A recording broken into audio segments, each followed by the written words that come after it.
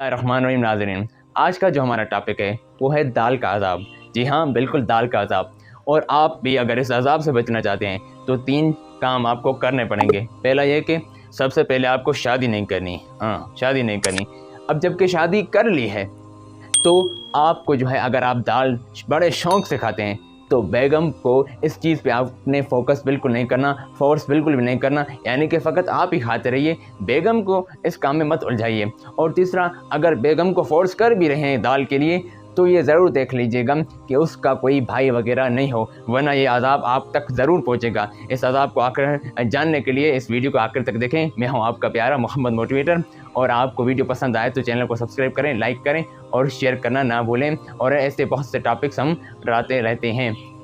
तो चलते हैं अपनी कहानी की तरफ। तो कहानी ये है कि एक शख्स था जो बचपन से फ़कत दाल ही खाता था, दाल के सिवा कुछ भी नहीं। जवान हुआ, उसकी शादी हो गई तो उसने जो है बेगम को भी दाल पर फोर्स किया, यानी कि दाल के सिवा कुछ भी नहीं होगा, दाल ही आपको खानी पड़ेगी। बेगम दाल खाती रही। और चंद दिनों के बाद बेगम ने कहा कि दाल खाकर मेरी रंगत फीकी पड़ चुकी है, मेरा जिस्म कमज़ोर हो चुका है, दूसरी और चीज़ें क्यों नहीं लेकर आते।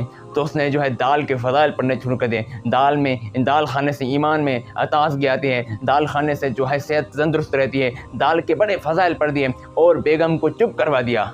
अब चंद दिन के बाद जब बेगम अपने मेके गई तो उसके भाइयों ने देखा कि इसका चेहरा जो है मुरझाया हुआ है, जिस्म कमज़ोर लग रहा है और चेहरे की रंगत फीकी पड़ चुकी है। कोई तो कोई बात है। बेगम से अपनी बहन से पूछा कि आप बताइए कि आप खुश हैं वहाँ। तो पहले तो इसने जो है बात को टालना चाहा और कहा कि अल्हम्दुलिल्लाह मैं बहुत खुश हूँ। लेकिन भाइयों ने जब फोर्स किया तो उसने जो है अपने शौहर की कंजूसी और दाल का किस्सा सुना दिया, क्योंकि शौहर जो था वो दाल शौकिया नहीं बल्कि कंजूसी के हिसाब से खाता था, पैसे बचाने के घर से वो दाल खाता था।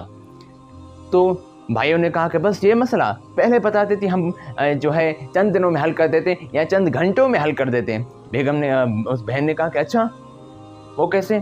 उसने कहा कि बस एक भाई गया कमरे में और वहाँ से एक टेबलेट लेकर आया, नींद की गोली थी वो।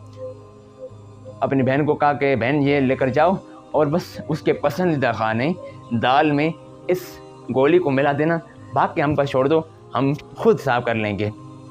उसकी बहन गई और ऐसे किया। अपने शौहर को बोली कि आपका जो है नाश्ता तैयार हो गए, आप जो आइए अपना पसंदीदा खाना खा लीजिए। उसने जो है बिस्मिल्लाह कर शुरू किया और जैसे ही खाना खाया तो वो उस गोली की वजह से नींद में चला गया। अब जैसे ही नींद में चला गया तो उसके भाई वहाँ खड़े हुए थे और उनके भाई आए और उसको जो है कपड़े तब्दील करके उसको कफन पहना दिया। हाँ, कफन पहना दिया।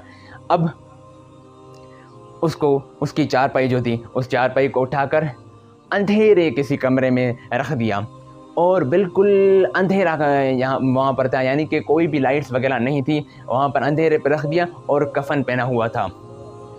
अब जब इसको होश आता है तो देखता है कि मुझे कफन पहना हुआ है और मैं एक अंधेरी जगह पर हूँ। उसे शक होने लगा कि शायद मेरी मौत वाक़ हो गई है। इस शक को यकीन में बदलने के लिए उस लड़की के, यानी कि इसकी बेगम के भाई मुनकिर व नकीर बनकर आ गए। मुनकिर व नकीर वो फरिश्ते हैं जो आप कोई भी इंसान जब मरता है तो वो सवाल पूछने आते हैं, तो वो उनकी जो है उन्होंने रूप धारा और उसके पास चले गए।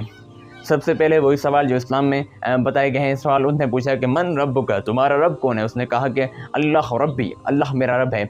मन दीनुका, इस्लाम दीनी। वो सारे सवाल के जवाब देता गया, यानी कि इस्लाम मेरा दीन है, मोहम्मद रसूलुल्लाह सल्लल्लाहु अलैहि वसल्लम मेरे पैगम्बर हैं और आखिरी नबी हैं।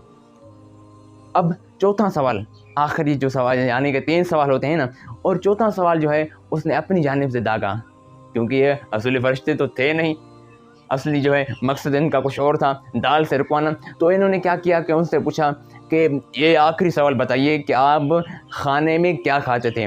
उसने कहा कि अल्लाह की कसम मैंने तो दाल के सिवा कोई चीज़ चखी भी नहीं है। उसने कहा कि यहाँ तुम्हारी पकड़ हो गई, क्योंकि अल्लाह ने कहा है कि जितने सब्जियाँ, जितने फल फ्रूट हमने बनाए अल्लाह के रिज़्क़ में खाओ पियो, लेकिन इसराफ़ ना करो। तुमने खाया ही नहीं कुछ, अब तुमको जो है इसमें हर रोज़ 100 कोड़े मारे जाएंगे। और ये कहकर उस पर कोड़ों की बरसात कर दी। जैसे कोड़े मारते मारते गए तो ये बेहोश हो गया। अब जैसे ही ये बेहोश हो गया तो इसके जो है इसके कपड़े तब्दील कर दिए गए और इसको उठाकर उसी के बेड पर लेटा दिया। अब जब बेड से होश में आया तो बेगम सामने खड़ी थी। उसने कहा कि शुक्र अल्हम्दुलिल्लाह मैं बच गया। और जब बेगम सामने खड़ी थी और इसका जिस्म कब कहा रहा था, यानी कि जिस्म में बड़ी तकलीफ़ महसूस हो रही थी क्योंकि अच्छी फेंटी पड़ी थी। मार तो असल वाली मिली थी ना भाई, हाँ, तो अच्छी फेंटी उसको पड़ी थी। अब क्या हुआ कि बेगम ने कहा कि आपका जो है खाना तैयार है, दाल अभी लेकर आए। उसने जो है बड़े ज़ोर आवाज़ से चीखते हुए कहा, नहीं, दाल नहीं खाऊंगा मैं।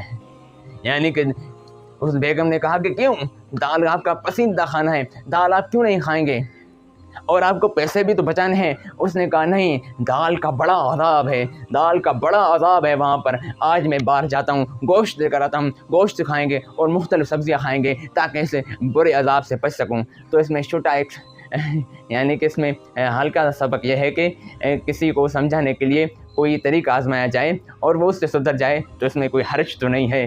तो उन्होंने जो है उनको समझाने के लिए ये काम किया था। तो इसी के साथ मोहम्मद मोटिवेटर को दीजिए इजाज़त। वस्सलाम वालेकुम। मिलते हैं किसी और अच्छे से टॉपिक्स पर और हम बहुत सी ऐसी सीरीज़ लेकर आए हैं, वो भी हम कमिंग सून जो है एक वीडियो बनाएंगे। वस्सलाम वालेकुम।